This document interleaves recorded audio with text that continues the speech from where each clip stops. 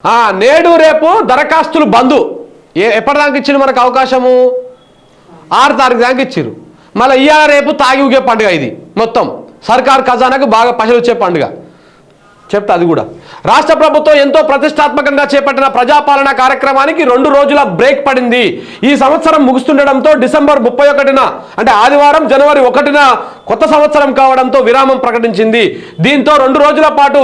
ప్రజాపాలన కార్యక్రమాలకు బ్రేక్ వేసింది సర్కార్ రాష్ట్ర ప్రజలకు కాంగ్రెస్ ప్రభుత్వం 6 గ్యారెంటీలు ఇచ్చిన విషయం తెలిసిందే ఆ పథకాల అమలు కోసం రాష్ట్ర ప్రభుత్వం ప్రజాపాలన కార్యక్రమాన్ని డిసెంబర్ 28న మొదలు పెట్టింది ఈ 2 రోజులు బ్రేక్ ఇచ్చింది వారం రోజులలో అందరూ పోయి అప్లై చేసుకోవాలి ఇక తొందరగా పోయి అప్లై చేసుకుంటే అవుతుందని చెప్పేసి ఇట్లా పోయి పాపం ముసలోళ్ళు మూకోళ్ళు కింద పడి సావాలి దాన్ని చూసి మన పాలకులు రాక్షసానందం పొందాలి గిట్లా ఇక ఇందేం చెప్తారు 2 రోజులు బంద్ పెడుతురు ఈ 2 రోజులు బంద్ దేనికోసం ఇవాళ మొత్తం తాగుతారు రేపేమో తాగింది దిగడం కోసం 2 రోజులు బంద్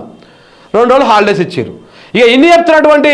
మోతవర్లు వీళ్ళు గత ప్రభుత్వం మీద ఏం ఆరోపణలు చేసేటోళ్ళు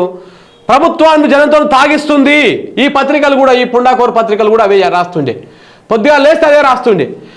ప్రభుత్వం తాగిస్తుంది రాత్రి దాకా అనుమతి ఇచ్చింది అని మరి ఈ ప్రభుత్వం బంద్ పెట్టాలి కదా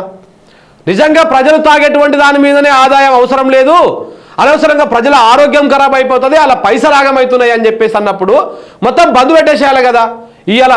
నైట్ మిడ్ నైట్ 12 గంటల దాకా 1 గంట దాకా 1 గంట దాకా వైన్సులకు బార్లకు అన్నిటికీ ఫ్రీ అంటే అనుమతి పోవాలి తాగాలి ఊగాలి ప్రభుత్వ ఖజానాన్ని నింపాలి మనం మరి వాళ్ళు రాయరా రేపు రాష్ట్రం చూడాలి ఎంతెంత తాగిర్రు ఏ రాష్ట్రంలో ఏ జిల్లాలో ఎంతెంత తాగిర్రు అని వెలుగోడు రాస్తుండే అప్పట్లో నల్లగొండ జిల్లాలో ఇంత తాగిర్రు వరంగల్ జిల్లాలో ఇంత తాగిర్రు మొత్తం తాగిర్రు తెలంగాణ అంతా తాగింది ఊగిందని రాస్తుండ్రి ఇప్పుడు రాయాలి మరి వీళ్ళు ఇప్పుడు రాయాలి రేపు ఎంత రాస్తారో చూద్దాం